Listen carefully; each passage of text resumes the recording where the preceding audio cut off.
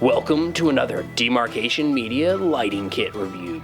Today we are going to be looking at another set from Funwhole. Stop laughing or else I'm going to show up in your room and crack an egg over your head. The name is still pretty bad though.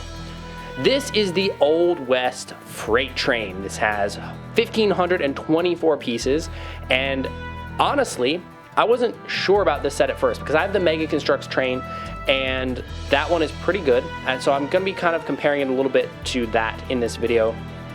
But the build process was very nice, very complex, actually surprisingly complex, and I was impressed overall with the build. So if you're looking for a good solid build, it's got that box checked for sure. A huge thank you to Funwhole for sending this along. If you want to get this set or any of their other sets, I will have links in the description for you. They did send it to me for free. However, all thoughts are mine and mine alone because you can't pay me for a good review. That's just not how this channel works. I am going to examine this thing top to bottom and see if it's actually any good.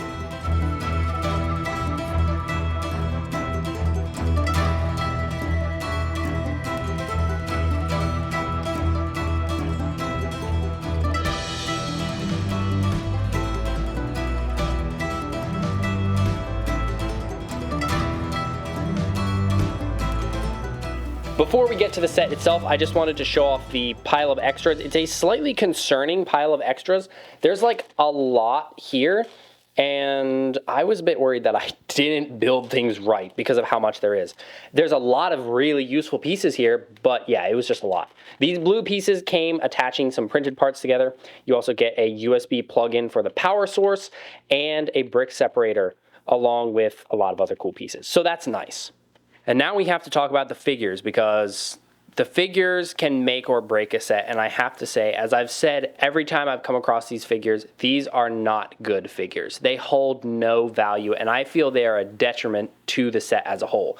Their system is not good. These arms are very, very fragile and thin to the point where they give you extras, and you can't just move it straight. They like curve inward, so you can't just have them lifting something up normally. The hands do rotate, but they're also very thin. The feet aren't wide enough to do much of anything. They're rounded, but there's no knees, so they just fall over. And their faces have this weird like nub. I don't think they're good. I think that these sets would be so much better with good figures. So for example, here's a Lego figure. Now I'm not saying that they should go Lego style because a lot of companies try to do that. I don't think that would be good. I feel like they should go this route. Bruh, stand up. I'm trying to, yeah, thank you. I feel like they should go this route of the action figure style because Funwhole's style really just seems to fit that better. They have very advanced building techniques, the lights, everything would just fit a more articulated figure like this. So what I want to know is down in the comments, would you be more prone to buy sets like this if it came with figures like this or figures like this? And what do you think about this? Because again, I would not give this to a kid. It's too fragile. And as a adult collector, there's no value in this to me at all because it just does not look good. If they did cowboys, like generic cowboys like this, or even knights for their medieval stuff, bruh, stand up. I would be so on board with this line because I already love these sets and the parts quality is fantastic. And if they just get the figures dialed in, I will be a fan for life, 100%. The figures are so bad that I didn't even build all of them. You do get a handful in the set, and you also get this cool cloth piece that I might find another use for. But yeah, these figures, I really feel like they're just not good. An upgrade is sorely needed. Before we get to the train itself, we do have a side build here, and this, oh, okay, I'm getting ahead of myself. This is a little piece of terrain with this little water tower on it. So you've got this little spigot here that's sprinkling some water, and it looks really good. The building is great on it. The water tower can be removed easily if you just want an observation platform, so that's really cool. You can also kind of just rotate the water thing wherever you want it to be, so it's not like rigidly in place.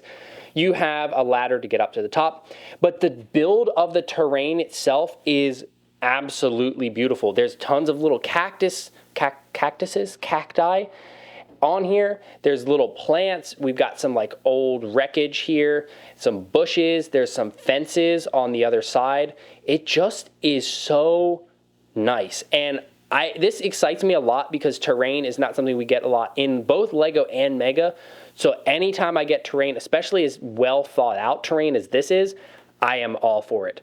So here's what it looks like with a Lego minifigure. And if you're wondering, the studs do work perfectly. Honestly, I can barely tell that it's not Lego. But what I really was interested in, what does it look like with Mega? The studs are a little tighter for Mega, but it does in fact work, and he sticks on there pretty well. So this is an awesome side piece, and whoever was in charge of designing this gets a thumbs up from me because this terrain building is so good, especially those little cacti. And here is the train itself. It is huge. It is actually so long. Hang on, there's some dynamite on the tracks keeping it from going forward. But we can pull it all the way out. You can see there's the cars. We have 3 cars and then the train itself. Like I said, build process was fantastic. It was a lot of fun to put together. And I was continually surprised by the build. So what we're going to do is I'm going to dismantle the train so we can look at it car by car and it can actually like fit in my studio. And then we'll put it back together and look at the light function. You do get a rather long stretch of track with this, and it's actually kind of built up. It's not just stuck together tracks. You get all these brown bits, you get little bits of greenery along the side, and when we go all the way over here, there is some dynamite ready to be exploded. It can kind of fall apart a little bit because the dynamite's a little bit softer, so the clips don't want to hold it, but that's a problem even Legos has. But yeah, so somebody's gonna blow up the tracks. I do hope that they make some track packs or something so that we can easily get more tracks, because this is enough to put the train on, but not enough to like drive it around.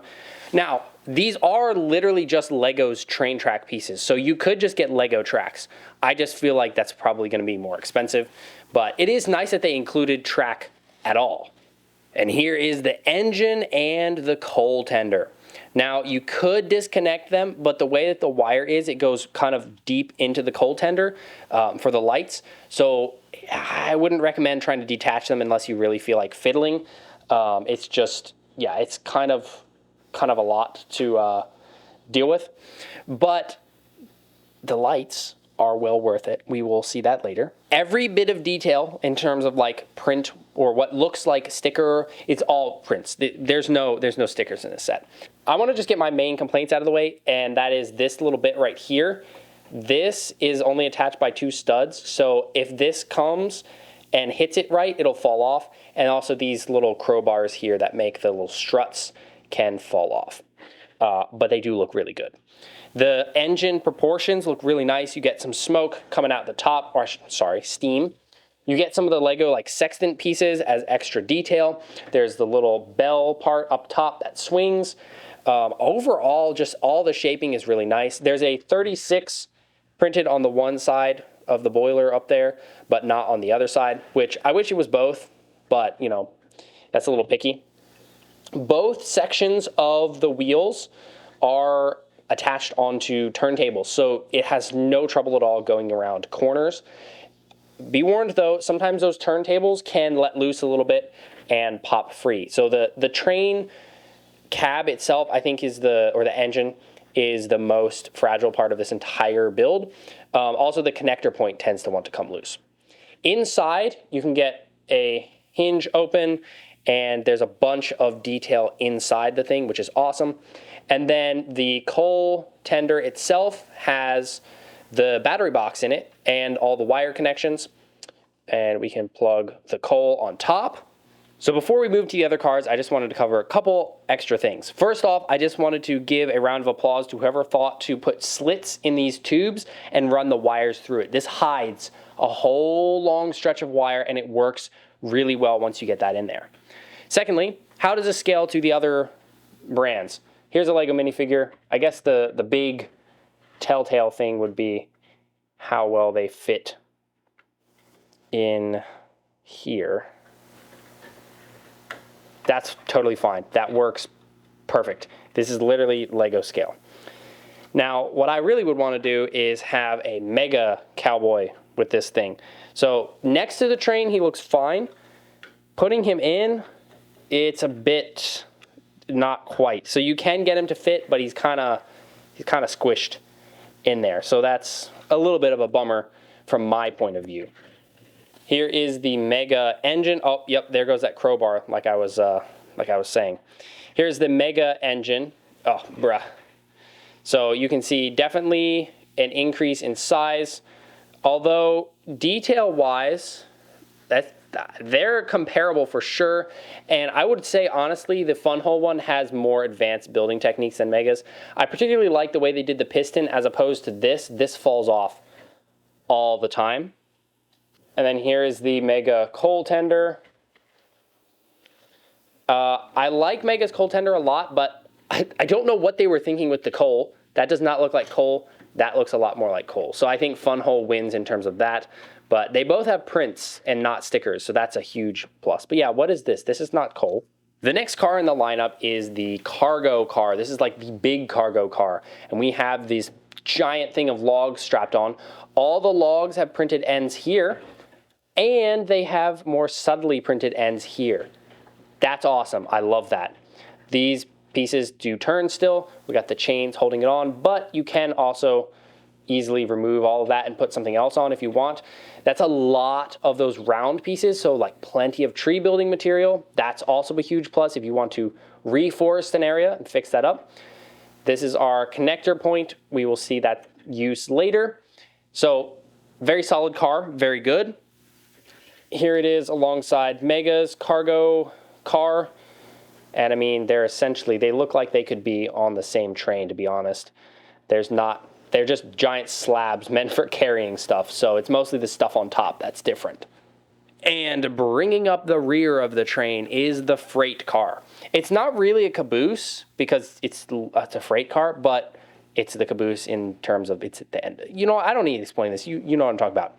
Very nicely shaped roof. We get little decks on either side. We have Funwhole City Desert Junction Goldwood. I guess that's where this train hails from. Plenty of printing here. That's printing across two pieces. This is printed. There is printing on the door and then all the way around both sides. We got plenty of printing. Now, what I find really cool is that we do have these doors, right? So we can get in through here. Now, I will warn you, the glass on those windows falls off really easily. It's kind of dark in there right now, too. Also, when you're putting the roof on, it can kind of squish down these pegs, so just be careful. But to load the freight, you slide this little door, and you can do that on both sides.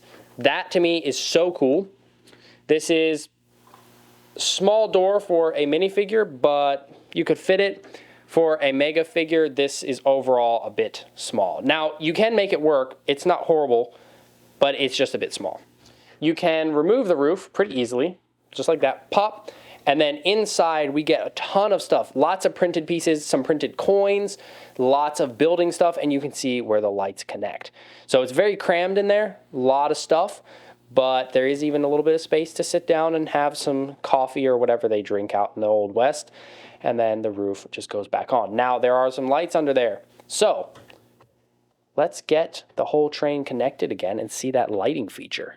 So to connect this all up, what you got to do is connect the actual like couplings, but then you're going to have these pieces here that have the little coppery plates, and then you'll have connection point pieces like this. So we got to connect the coupling and then connect that on. So now it's connected in terms of power, and then this is going to come up here. Now the coupling, come on, there we go.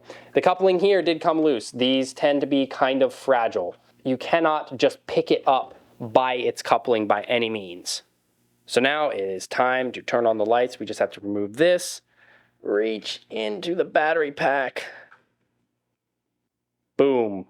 Already you can see that front light light up. Oh, so cool. Now the battery pack just needs to sit back down, and then we'll put this back on. Now, you cannot fully appreciate this without the lights off. So, there we go. The lights are off. This front light is quite strong. On the back side, you get a little light, and the coal box in the engine lights up and glows red.